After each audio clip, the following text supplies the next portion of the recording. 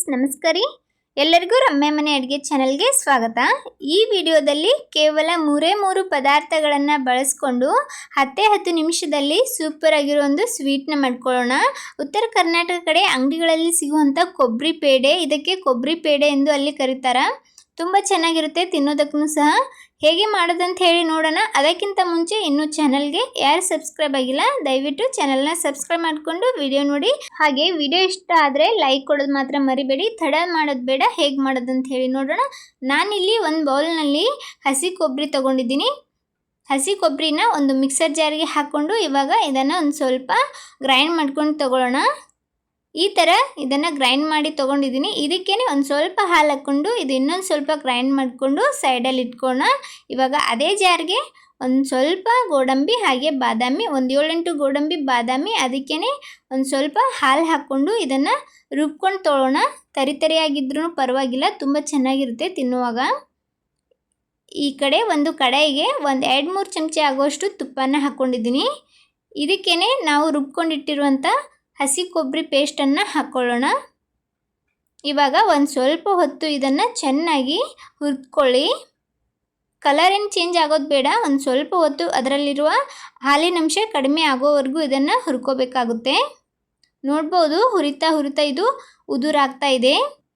ಇವಾಗ ಇದಕ್ಕೇ ಮೊದಲಿಗೆ ಪೇಸ್ಟ್ ಮಾಡಿಟ್ಟಿರುವಂಥ ಬಾದಾಮಿ ಹಾಗೆ ಗೋಡಂಬಿ ಪೇಸ್ಟನ್ನು ಹಾಕ್ಕೊಂಡು ಇದನ್ನು ಸ್ವಲ್ಪ ಹೊತ್ತು ಹುರ್ಕೊಂಡು ಅದಕ್ಕೇ ಒಂದು ಸ್ವಲ್ಪ ಹಾಲನ್ನು ಸೇರಿಸ್ಕೊಂಡಿದ್ದೀನಿ. ಗೋಡಂಬಿ ಬಾದಾಮಿ ಪೇಸ್ಟ್ ಮಾಡಿರುವಂಥ ಜಾರ್ಗೆ ಸ್ವಲ್ಪ ಹಾಲು ಹಾಕ್ಕೊಂಡು ಇದಕ್ಕೆ ಹಾಕ್ಕೊಂಡು ಇದನ್ನು ಮತ್ತೆ ಒಂದು ಸ್ವಲ್ಪ ಹೊತ್ತು ಚೆನ್ನಾಗಿ ಹುರಿದ್ಕೊಳ್ಳಿ.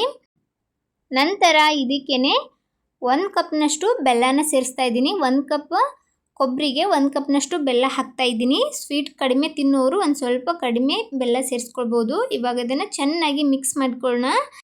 ನೋಡ್ಬೋದು ಇವಾಗ ಎಷ್ಟು ತೆಳುವಾಗಿದೆ, ಈ ಥರ ಆಗುತ್ತೆ. ಇಲ್ಲಿವರೆಗೂ ಇದನ್ನು ಚೆನ್ನಾಗಿ ಮಿಕ್ಸ್ ಮಾಡಿಕೊಂಡು ಇದನ್ನು ಮೀಡಿಯಮ್ ಫ್ಲೇಮಲ್ಲಿ ಇಟ್ಕೊಂಡು ಸ್ವಲ್ಪ ಹೊತ್ತು ಇದೇ ಥರ ಮಿಕ್ಸ್ ಮಾಡ್ತಾ ಇರಿ. ನೋಡ್ಬೋದು ಮೊದಲು ಎಷ್ಟು ತೆಳುವಾಗಿತ್ತು, ಇವಾಗ ಈ ಥರ ಗಟ್ಟಿ ಆಗ್ತಾ ಇದೆ. ಇದೇ ಥರ ಚಮಚ ಇದನ್ನು ತಿರುಗಿಸ್ತಾ ಇದು ಗಟ್ಟಿಯಾಗುತ್ತೆ. ನಾನಿಲ್ಲಿ ಒಂದು 2-3 ಚಮಚದಷ್ಟು ಹಾಲಿನ ಪುಡಿ ಹಾಕ್ತಾ ಇದ್ದೀನಿ. ಹೊರಗಡೆ ಸಿಗುತ್ತಲ್ಲ ಕೊಬ್ಬರಿ ಪೇಡ, ಅದೇ ಥರ ಟೇಸ್ಟ್ ಬರುತ್ತೆ ಹಾಲಿನ ಪುಡಿ ಹಾಕೋದ್ರಿಂದ. ಹಾಗೆ ಇದು ಸ್ಟ್ರಕ್ಚರ್ ಕೂಡ ಹಾಗೆ ಬರುತ್ತೆ. ಅದಕ್ಕೋಸ್ಕರ ಒಂದು ಸ್ವಲ್ಪ ಹಾಲಿನ ಪುಡಿನ ಹಾಕ್ಕೊಂಡು ಇದನ್ನು ಚೆನ್ನಾಗಿ ಮಿಕ್ಸ್ ಮಾಡ್ಕೊಳ್ಳಿ. ಲಾಸ್ಟಲ್ಲಿ ಒಂದು ಏಲಕ್ಕಿನ ಜಜ್ಜಿಬಿಟ್ಟು ಸೇರಿಸ್ಕೊಂಡಿದ್ದೀನಿ. ಇದನ್ನು ನೋಡ್ಬೋದು ಎಷ್ಟು ಗಟ್ಟಿಯಾಗಿದೆ, ಮೊದಲು ಎಷ್ಟು ತೆಳುವಾಗಿತ್ತು. ತುಂಬ ಚೆನ್ನಾಗಿ ಬರುತ್ತೆ ಕನ್ಸಿಸ್ಟೆನ್ಸಿ ನಾವು ಹಾಲಿನ ಪುಡಿ ಹಾಕೋದ್ರಿಂದ. ಇವಾಗ ನೋಡ್ಬೋದು ಪೂರ್ತಿಯಾಗಿ ಗಟ್ಟಿಯಾಗಿದೆ. ನೋಡಿ ತಳ ಕೂಡ ಬಿಡ್ತಾ ಇದೆ. ಈ ಥರ ಆಗೋವರೆಗೂ ಇದನ್ನು ಚೆನ್ನಾಗಿ ಇದೇ ಥರ ತಿರುಗಿಸ್ತಾ ಇರಬೇಕು. ನಾನಿಲ್ಲಿ ಒಂದು ಸ್ವಲ್ಪ ಕೈ ಒಳಗೆ ತೊಗೊಂಡು ನಿಮ್ಗೆ ತೋರಿಸ್ತಾ ಇದ್ದೀನಿ. ಈ ಥರ ಉಂಡೆಯಾಗಿ ಬರುತ್ತಲ್ಲ, ಆವಾಗ ಇದು ಪರ್ಫೆಕ್ಟಾಗಿ ರೆಡಿ ಆಗಿದೆ ಅಂಥೇಳಿ. ನೀವು ಬೇಕಾದರೆ ಈ ಥರ ಪ್ಲೇಟಲ್ಲಿ ಹಾಕ್ಕೊಂಡು ಇದನ್ನು ಶೇಪ್ ಕೊಡ್ಬೋದು, ಇಲ್ಲಾಂದರೆ ಕೈಯಿಂದನೇ ಯಾವ ಶೇಪ್ ಬೇಕಾದರೂ ಮಾಡ್ಕೊಳ್ಬೋದು. ಇವಾಗ ನಾನು ಒಂದು ಪಾತ್ರೆಗೆ ಒಂದು ಸ್ವಲ್ಪ ಡ್ರೈ ಫ್ರೂಟ್ಸ್ ಕೆಳಗಡೆ ಹಾಕಿ ಮೇಲ್ಗಡೆ ಇದನ್ನು ಹಾಕ್ಕೊಂಡಿದ್ದೀನಿ. ಇವಾಗ ಸ್ವಲ್ಪ ಹೊತ್ತು ಇದನ್ನು ಆರ್ಲಿಕ್ಕೆ ಬಿಡೋಣ. ಪೂರ್ತಿ ತಣ್ಣಗಾಗೋವರೆಗೂ ಏನು ಬಿಡಬೇಡಿ. ಒಂದು ಸ್ವಲ್ಪ ಬೆಚ್ಚಗಿರುವಾಗಲೇ ಇದನ್ನು ಕಟ್ ಮಾಡ್ಕೊಳ್ಳೋಣ. ಸ್ವಲ್ಪ ಚಾಕುವಿಗೆ ತುಪ್ಪನ ಸವರ್ಕೊಂಡು ಕಟ್ ಮಾಡ್ಕೊಳ್ಳಿ. ತುಂಬ ಸ್ಟಿಕ್ಕಿಯಾಗಿರೋದ್ರಿಂದ ಇದು ಚಾಕುವಿಗೆ ಅಂಟ್ಬಿಡುತ್ತೆ. ಅದಕ್ಕೋಸ್ಕರ ಸ್ವಲ್ಪ ತುಪ್ಪ ಹಾಕ್ಕೊಂಡು ಇದನ್ನು ಕಟ್ ಮಾಡ್ಕೊಳ್ಳಿ. ನಿಮಗೆ ಈ ಥರ ಕಟ್ ಮಾಡೋದು ಇಷ್ಟ ಆಗಲಿಲ್ಲ ಅಂದರೆ ಇದನ್ನು ಕೈಯಿಂದನೇ ರೌಂಡ್ ಶೇಪಾಗಿ ಮಾಡ್ಕೋಬೋದು. ನಿಮಗೆ ಯಾವ ಥರ ಶೇಪ್ ಬೇಕು ಆ ಶೇಪನ್ನು ಮಾಡ್ಕೊಳ್ಬೋದು. ತುಂಬ ಈಸಿಯಾಗಿ ಬರುತ್ತೆ. ನಾನಿಲ್ಲಿ ಇದನ್ನು ಈ ಥರ ಕಟ್ ಮಾಡ್ತಾ ಇದ್ದೀನಿ. ನೋಡ್ಬೋದು, ಕಟ್ ಮಾಡಿ ಒಂದು ಪ್ಲೇಟ್ಗೆ ಎಲ್ಲನೂ ಹಾಕ್ಕೊಂಡಿದ್ದೀನಿ.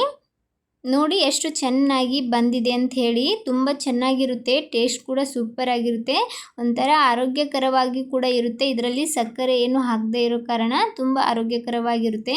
ನೋಡಿ ಕಟ್ ಮಾಡಿ ತೋರಿಸ್ದೆ ಎಷ್ಟು ಚೆನ್ನಾಗಿ ಬಂದಿದೆ ಬರ್ಫಿ. ಟೇಸ್ಟ್ ಮಾತ್ರ ಸೂಪರ್ ಆಗಿರುತ್ತೆ. ನಿಮಗೂ ಕೂಡ ಈ ರೆಸಿಪಿ ಇಷ್ಟ ಆದ್ರೆ ಈ ಆರೋಗ್ಯಕರವಾದ ಬರ್ಫಿನ ಟ್ರೈ ಮಾಡಿಬಿಟ್ಟು ಹೇಗೆ ಬಂದಿತ್ತು ಅಂತ ಹೇಳಿ ಕಮೆಂಟ್ ಮಾಡೋದು ಮಾತ್ರ ಮರಿಬೇಡಿ. ಈ ರೆಸಿಪಿ ಇಷ್ಟ ಆದರೆ ಲೈಕ್ ಕೊಡಿ. ಇದೇ ಥರದ ಇನ್ನಷ್ಟು ರೆಸಿಪಿಗೋಸ್ಕರ ರಮ್ಯ ಮನೆ ಅಡುಗೆ ಚಾನಲನ್ನು ಸಬ್ಸ್ಕ್ರೈಬ್ ಮಾಡ್ಕೊಳ್ಳಿ. Thanks for watching.